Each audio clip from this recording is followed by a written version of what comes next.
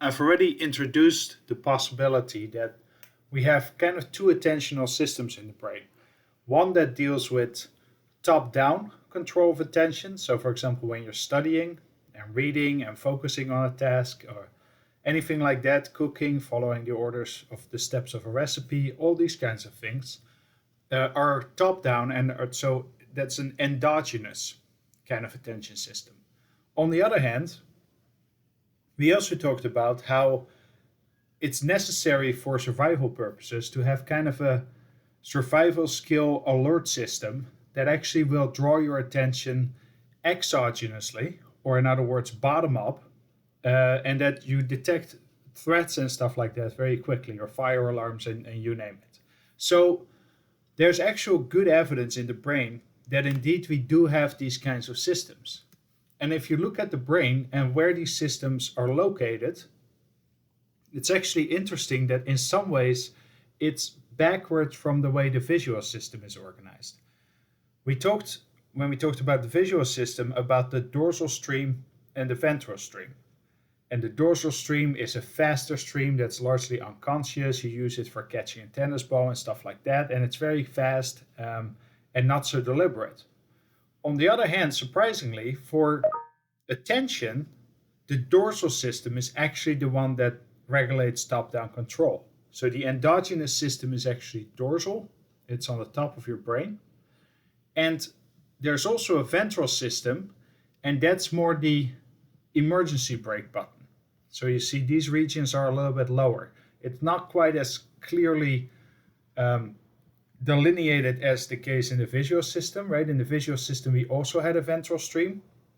It was called the what pathway, or what is that I'm looking at? It had to do with object identification and then using language, right, based on visual information and so forth.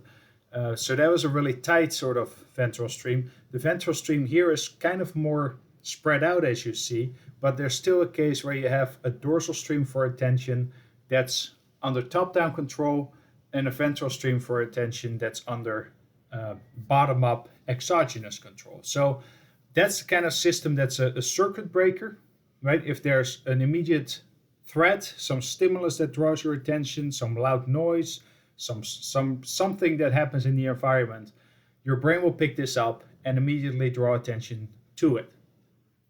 It's largely involuntary, and what's interesting about these two systems is that if you look at their interaction, the two are actually connected, and they generally, of course, function together and interact. There's a connection, if you want to get specific about locations, between the temporal parietal junction and the intraparietal sulcus. Now, the temporal parietal junction, if you think again about the temporal lobe being on the bottom of your brain where your ear is, and the parietal lobe kind of being above that, well, it makes sense that if you have a dorsal stream that's at the top, where the parietal lobe is, and a ventral stream that's more towards the bottom, where the temporal lobe is, then sure, they will connect somewhere in between, right? And that's where the temporal parietal junction and the intraparietal sulcus are located. So when you look at the interaction, the impact of the involuntary system on the voluntary system is greater than the other way around. And that's a good thing because, again, if you're involved in, deep thinking, paying solid attention to studying or driving or something like that, it's still very important that any immediate threat gets signaled and sort of hijacks the whole system in order to respond to it. Now, you see too that here, in some ways, these systems are cooperating, and in some ways, they're actually, if you want to think of it, like they're competing with each other. And that's the way in which people think about attention these days much more. So rather than thinking of filters and spotlights and so forth, they think much more about this as competition as a driving mechanism. The idea is that information at different levels of processing all competes for your attentional focus, right? So sensory information comes in, it tries to draw attention. Higher level processing draws attention, and these interact with each other, and they kind of all pull from a limited source of attentional resources. So what this looks like sometimes is called a capacity model. And the thinking here is very simple. If you think of your tank of gas, right, and the full tank is all the capacity you have, just like that, you can also think of your brain as having a set amount of gas, the tank is full, and now if something starts consuming gas, that means that there's less gas left. And what consumes gas in terms of attentional resources is two different things: whether a task has either low demand or high demand, and whether it's really important or not, right? So something that's very demanding and very important will draw almost all of your attentional capacity. Something that's highly demanding but not that important will still draw a good bunch of your attentional capacity, but maybe not quite as much. And on the other hand, tasks that are not that important and have low demand in terms of sensory input will not draw as much of your sensory capacity. So chewing gum, if you want to think of that as a task, is pretty low demanding and it's not very important.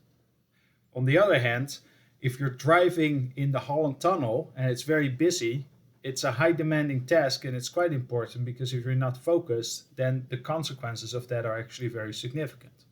So some tasks require more attentional resources than others. So what may affect how attention is allocated? So first of all, the amount of resources, and different people may have different amounts of resources available. Related to resources is your level of arousal. If you're highly aroused, then that means that some of your resources are already depleted. If you're not very aroused, that means that most of your resources are still available. And then available capacity, that may differ between people. Some people have more attentional capacity than others. On the other hand, there's also differences based on, enduring dispositions. People may be depressed and some of their depression may actually deplete their resources. People may be generally uplifted and that might actually give them a larger amount of resources. And then even momentary attentions, things that are more short-lived, may actually consume some of your resources. So maybe, you just got a piece of bad news and that may take away some of your resources for that time being.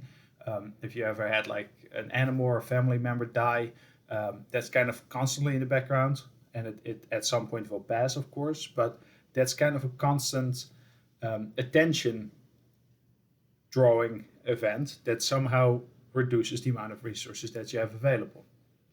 So if you look at this in terms of task loads, you can think of it like this. I said this: you have a full tank of gas, you're not doing any task. Let's now say that you start doing a pretty difficult task. In that case, the hard task already empties that tank by a whole lot and you have only a little bit of capacity left. Easy task only reduces your attentional resources by a little bit and you have a lot left, right? So in this case, if you already have a hard task and now you add another hard task to it, chances are that your attentional capacity is completely depleted, and as a result, your performance on these different tasks is going to suffer. So that's basically a more useful way of thinking about attention. By the way, these arrows are supposed to be here. That's a more useful way to think about attention, and it also sets us up to think about which kinds of tasks we can maybe combine with each other and do successfully, whereas other kinds of tasks we cannot. It's all about whether your total resources have been depleted.